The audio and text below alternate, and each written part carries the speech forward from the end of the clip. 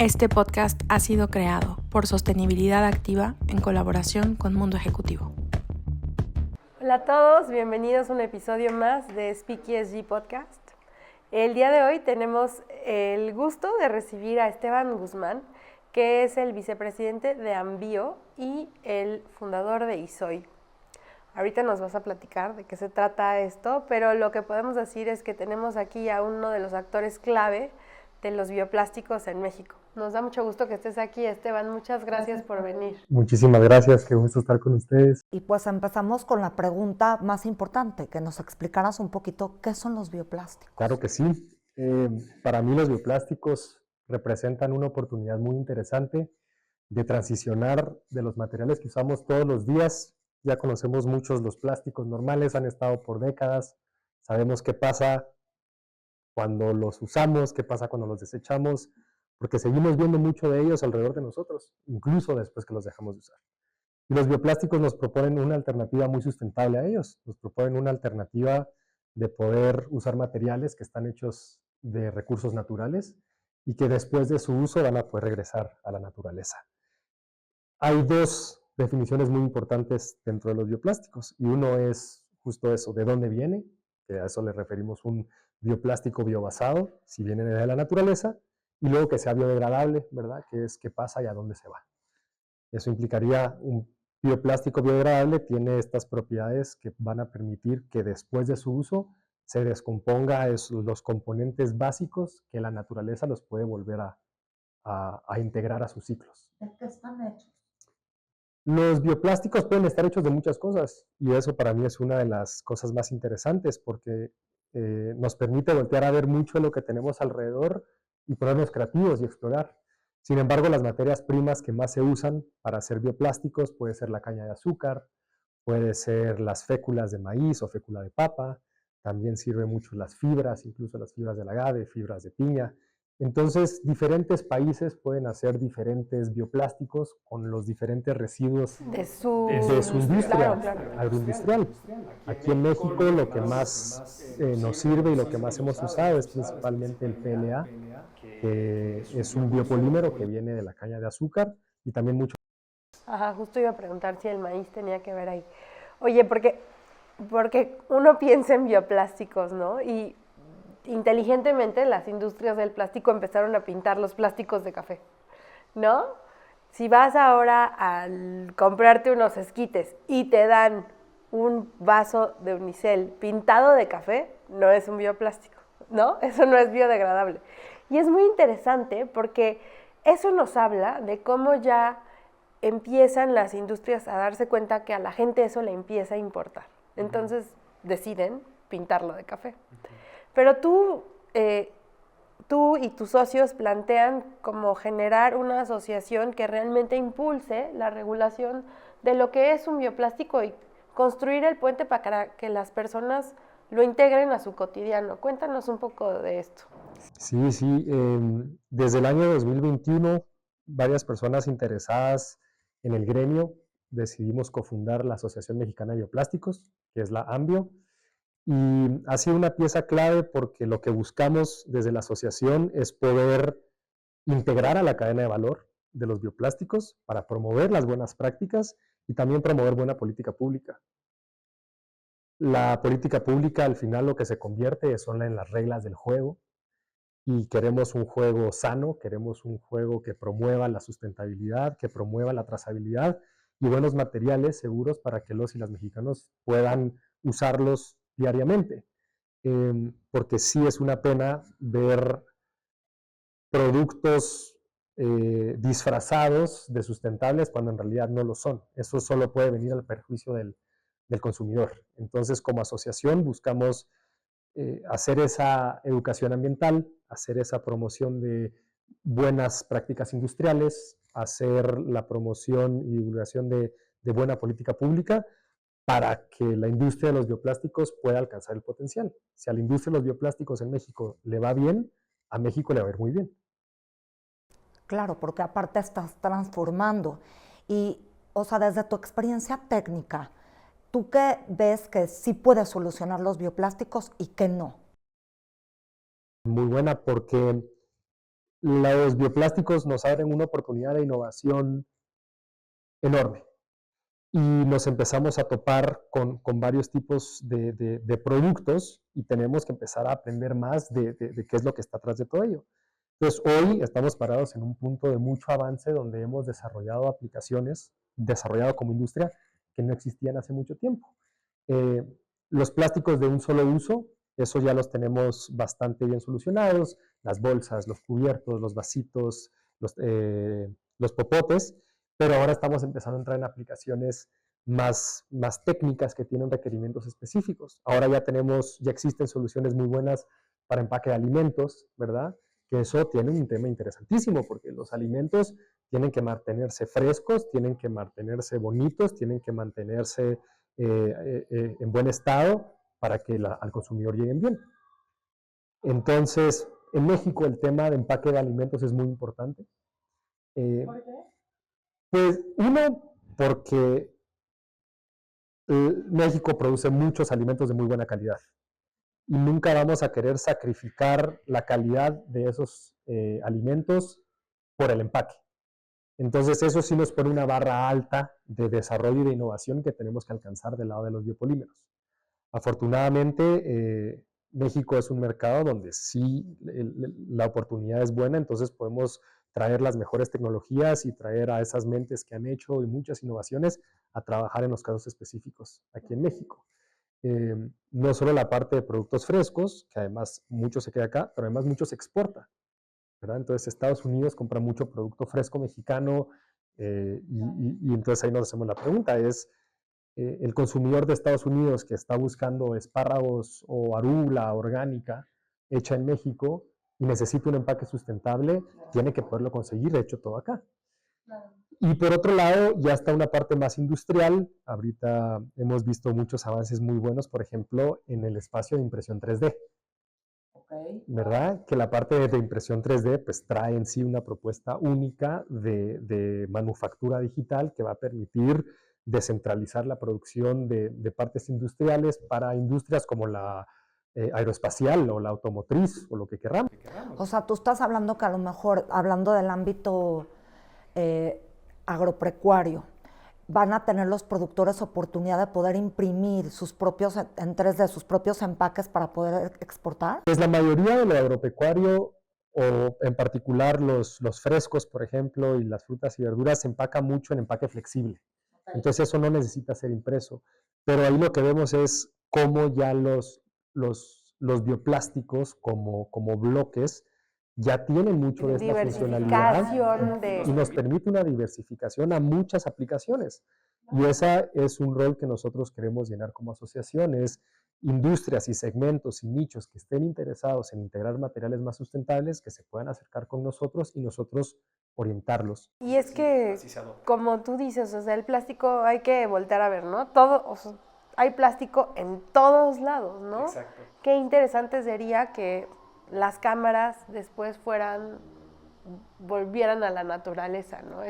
Y hacer algo de esa calidad, porque el plástico, pues hoy será como, no sé, algo súper diabolizado, pero la realidad es que ayudó muchísimo a que muchas cosas, entre comillas, progresaran, ¿no? Totalmente, totalmente. O sea, los grandes brincos que dio la sociedad en la segunda mitad del siglo pasado tienen que ver con plástico, pero creo que sí, es más, y te hago esta propuesta de concepto, y es, los bioplásticos traen todas las virtudes que permitió que el plástico avanzara a la sociedad en las últimas décadas, pero actualizado a los requerimientos de sostenibilidad que tenemos hoy. Entonces ya no solo estamos intentando empujar un material con muchos beneficios del lado de la maleabilidad, de cómo se puede transformar, pero actualizado a la sostenibilidad que se necesita hoy en 2025 y hacia adelante. Entonces sí es la nueva evolución de esta industria. ¿Cómo ves hoy por hoy las limitaciones o el progreso que te está dejando el gobierno mexicano para poder trascender en esta propuesta? El trabajo con gobierno es importantísimo porque al final solo juntos es que se va a poder aterrizar una buena política pública. Y para que definamos una política pública como buena, me refiero a que sea clara, en conceptos técnicos, que sea claro en cuáles son las obligaciones de cada una de las partes. O sea, ¿te refieres como una hoja de ruta? Pues que haya una hoja de ruta y además que sea más facilitadora que prohibitiva, ¿verdad? Esta es una industria donde la gente que está activa, la mayoría actúa desde muy buena fe. Creo que del lado de política pública usualmente se tiende a asumir lo contrario, sino que la gente ya va a intentar errar a propósito, pero necesitamos esa conversación que sea facilitadora, porque la oportunidad que tiene México en los siguientes 5 años es importantísima y no la podemos dejar pasar. Y otra cosa que es importante es, esta conversación con gobierno es crucial para los próximos años, porque ahorita vamos a ver cómo las pruebas de legislación que han pasado en la Ciudad de México se van a empezar a llevar a un nivel federal. Entonces, la complejidad que se empieza a asumir en lo que se regula va a aumentar geométricamente. Y hay muy buenos aprendizajes de qué sí funcionó y qué no funcionó en la Ciudad de México. Y es importantísimo que no cometamos errores, los que ya aprendimos que no deberíamos de aplicar, ahorita que queremos llevar esto federal. Desde la Ciudad de México se ha estado marcando la pauta de a dónde va esto, ¿verdad? Entonces, las primeras regulaciones de plásticos empezaron acá y ahorita viene otro dominó muy importante cae, que en lo personal y como asociación y como empresa, en todo sentido, nos emociona mucho y es la oportunidad que a partir del 1 de enero del 2026 es obligatorio la separación de residuos entre orgánicos e inorgánicos. El tema de que hoy, a partir de ahora se tenga que hacer la separación de residuos, abre muchísimo a que la gente se eduque, ¿no? De cómo se separa, o sea, mi suegra que es una gran recicladora, o sea, tú entras a la casa de mi suegra y todo está separado perfectamente, ¿no? Y entonces estaba hablando con la señora que trabaja en su casa fuera de la ciudad y me decía, es que de nada sirve que haga eso yo aquí, porque todo lo juntan los de la basura. Justo lo que te iba a decir, todo, y lo he visto. Y yo he platicado justo con los recolectores de basura y les he dicho, le digo, ¿por qué si los ciudadanos estamos haciendo y tomando la iniciativa de separar, por qué ustedes cuando ya lo recolectan lo revuelven todo? Y nos dijeron, porque la verdad cuando llegamos a los tiraderos, pues da igual. No, creo que esa Es que anécdota le que diste al clave. comparten tiene dos componentes importantísimos. Uno, esa creencia que al final la acción individual no sirve para nada, es algo que nos tenemos que quitar, ¿verdad? Ahorita justo con esta nueva legislación y con estas nuevas oportunidades, va a ser más importante que nunca. Y más que nada porque esta modificación en la legislación lo que va a generar es que ya no se vaya a rellenos sanitarios.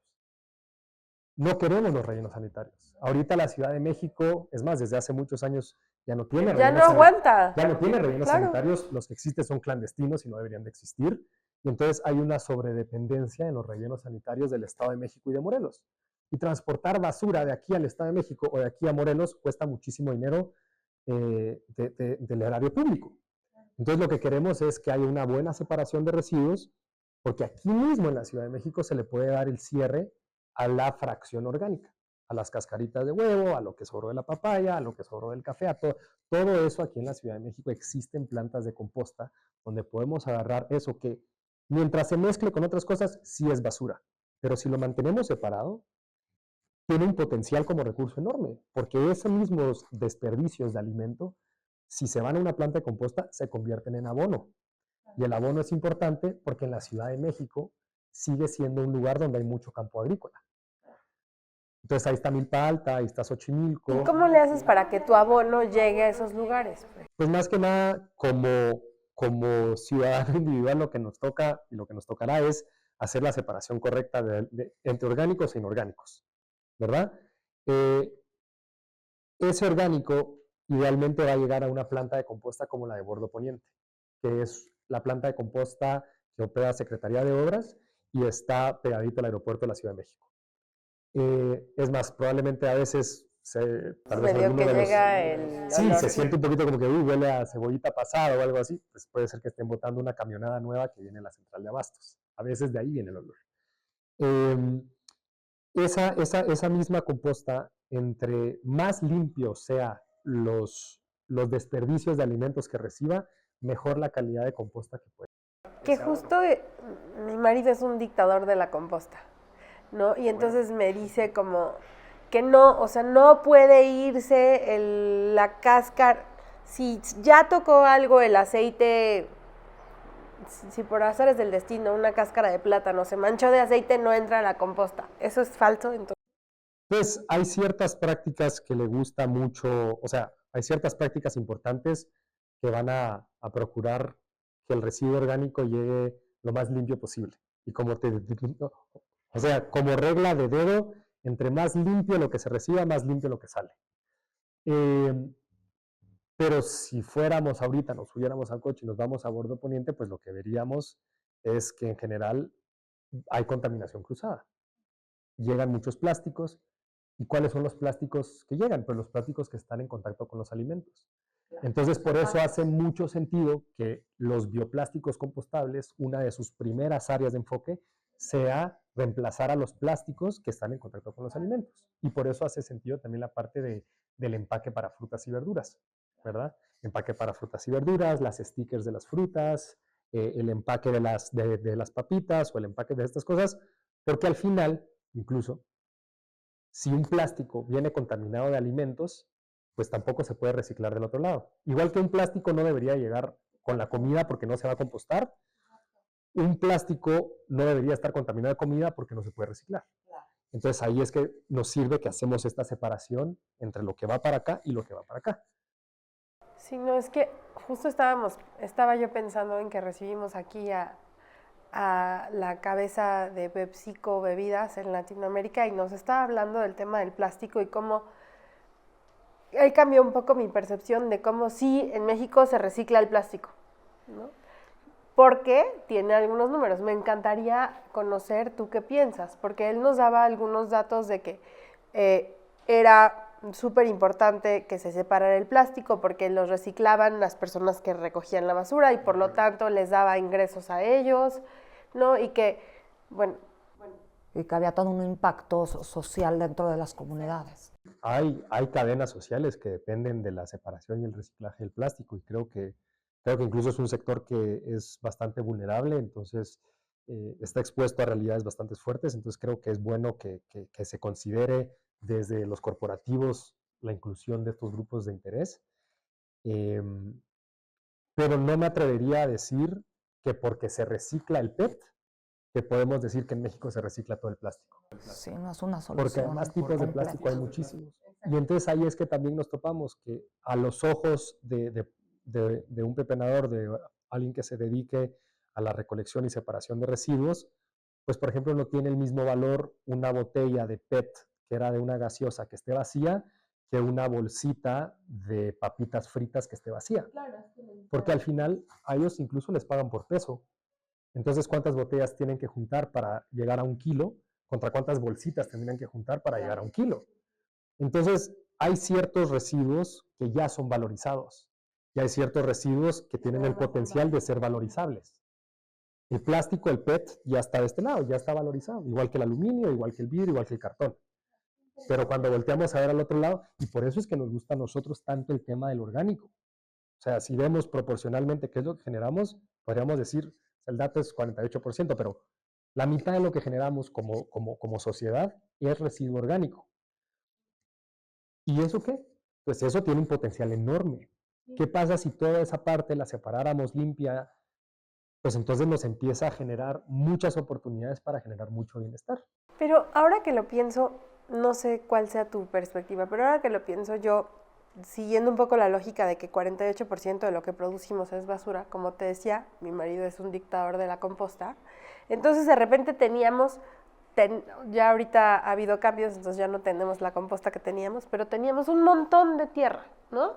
Tierra, o sea, increíble, pero te voy a decir la verdad, o sea, pensando en que el campo es lo más desvalorizado del mundo, uno piensa en la tierra y dice como, híjole, esto, yo le decía a mamá, mamá, llévate mi tierra, y me decía, es que me va a estorbar, como que también empieza por ahí, ¿no? También de ese lado es un reto, ¿o tú qué piensas? Sí, a ver, yo creo que cualquier persona que esté generando buen abono y buena composta, felicidades, eso es una cosa genial. Y pues mucha gente lo que ha empezado a hacer es, pues lo empieza a vender incluso. Entonces, no sé, se empiezan a dar oportunidades de emprendimientos chicos, pero buenos, muy positivos.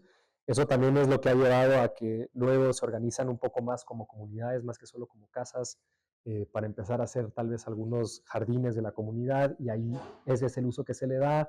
Entonces se empiezan a sembrar cierto tipo de hortalizas o de flores, y entonces luego la misma comunidad ya empieza a producir un poco de alimento. Empieza a abrir estas oportunidades de colaboración y conexión de la comunidad que antes no existían. Eh, Curioso que todo eso empiece por ser un poco más conscientes de qué es lo que estamos generando.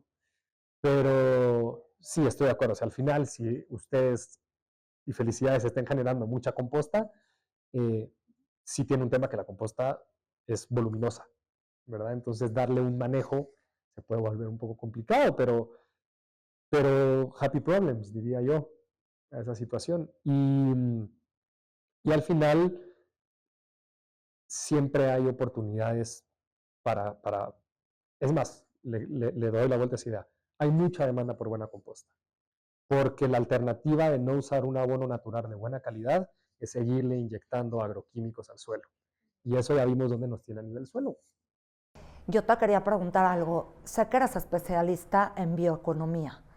¿Podrías explicarle a los que nos están escuchando qué es esto y cuál es el impacto de tener estas prácticas? Sí, el concepto de bioeconomía, primero que nada, te habla de un sistema nuevo. Sin embargo, tiene dos características principales. Uno, conecta a la industria con la naturaleza. Y otra es, no es lineal, sino es circular. Entonces, buscamos conectar oportunidades que hay en la naturaleza con los procesos transformativos que existen en la industria, y hacerlo de una manera que le podamos dar varias vueltas a lo que sea que estemos procesando y transformando, y regenerando valor en ambos lados. Entonces, te hago un ejemplo con el tema de los bioplásticos. En vez de hacer extracción de petróleo de algún pozo en Campeche para luego mandarlo a refinar, para convertirlo en plástico normal, para que luego lo convirtamos en un producto plástico que termine en un relleno sanitario, lo que buscamos es, ok, tal vez está un campo de maíz donde podemos ir y de ahí extraer ciertos desperdicios, y eso les podemos hacer un proceso de transformación con lo que hacemos un producto que la gente pueda usar, y luego después de usar se pueda convertir en abono y regresar a fertilizar, ojalá, ese mismo campo donde sacamos el maíz por primera vez. Entonces nos permite también mantener estos ciclos económicos y esta generación de ingresos de una manera más focalizada. Creo que ahorita con el tema de la economía lineal, que es un concepto interesante, pues hemos visto, y desde la pandemia, también sus puntos de fragilidad. Algo que me gusta mucho a mí de la propuesta de la bioeconomía circular, que ¿Es lo mismo? ¿Son sinónimos bioeconomía o economía circular, o la economía circular se inscribe dentro de la bioeconomía? bastante complejo y confuso, pero que diga bioeconomía implica solo que tiene esta convergencia importante entre la naturaleza y la industria, pero yo te diría que la bioeconomía inherentemente ya quiere ser circular, ¿verdad? O sea, quiere poder trabajar con cadenas de suministro más locales, quiere poder igual llegar a producciones de escala, pero cómo en cada paso que doy dentro de estos ciclos de transformación. ¿Cómo podría, aquí me surge la siguiente pregunta, ¿tú lo ves escalable en México llegar a una bioeconomía circular? Sí, sí, definitivamente. Y cada región tiene un potencial para hacerlo de una manera diferente. O sea, cómo se ve aterrizado tal vez en la península de Yucatán negocios que promuevan la bioeconomía circular, se va a ver muy diferente a cómo se van a ver los negocios en el Bajío, ¿verdad? Tal vez... Entonces, eso es algo que me gusta mucho, nos permite tropicalizar a cada región qué es lo que está pasando. Y sobre todo cuando hablas de economía, que generalmente uno quiere que se vea reflejado también en los bolsillos, tanto de la gente que lo genera y la gente que lo consume. Entonces, la pregunta también es, ¿qué tan costeable es para las personas que empiezan a implementar estas prácticas en sus cadenas de producción?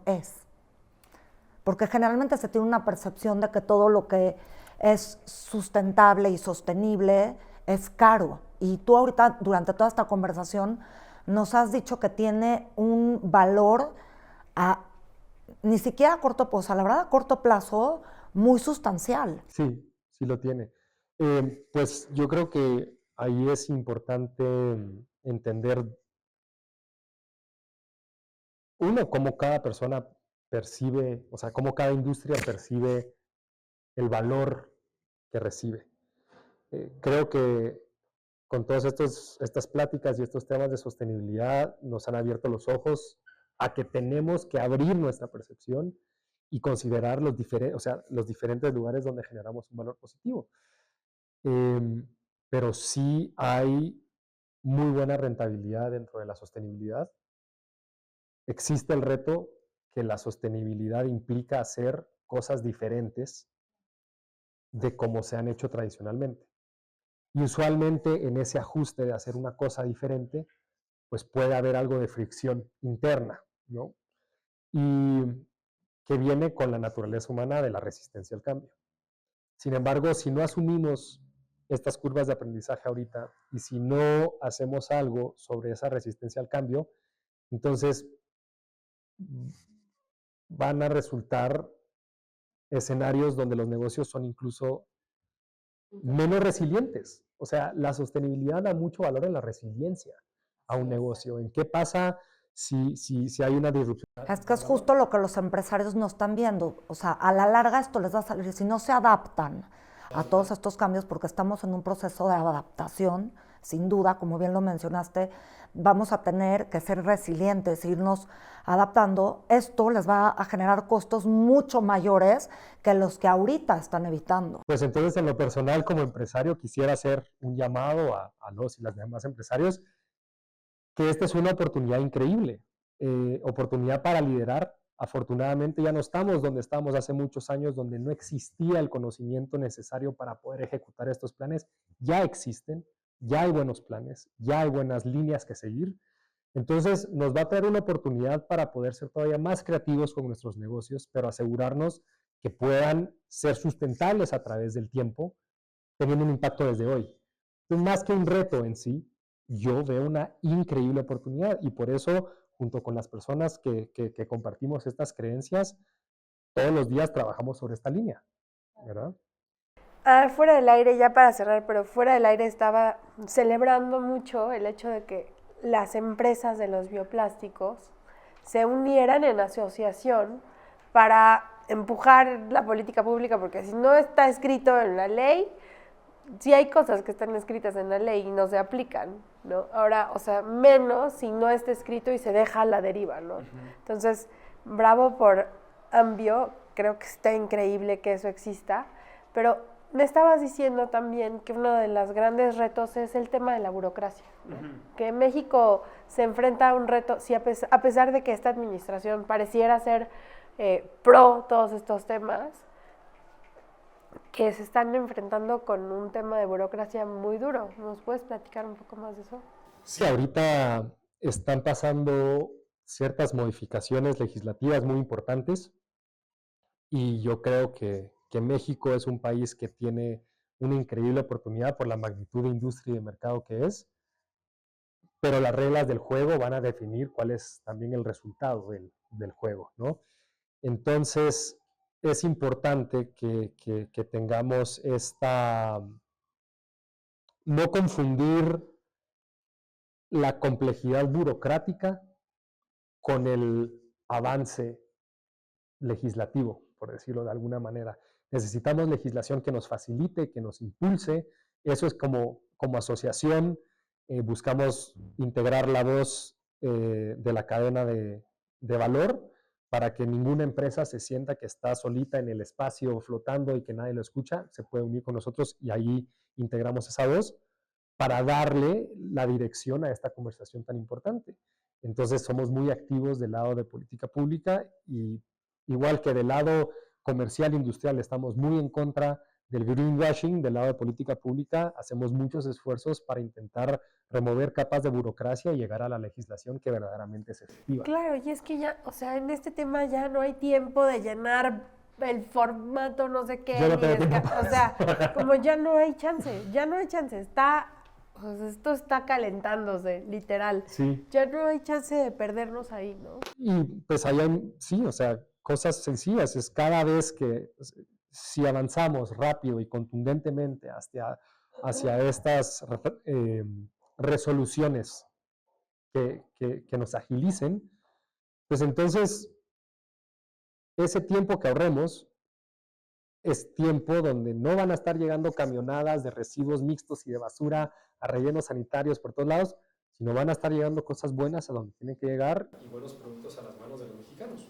Pues Esteban, de verdad, muchísimas gracias por compartir este espacio. Aprendimos muchísimo y pues la verdad es que lo que hacen es increíble porque, como bien dice tu lema, están transformando residuos en cosas que son muy productivas y gracias por el llamado a la acción. Y bueno, los esperamos en nuestra próxima transmisión de Speak ESG. Nos pueden sintonizar en Spotify y en YouTube.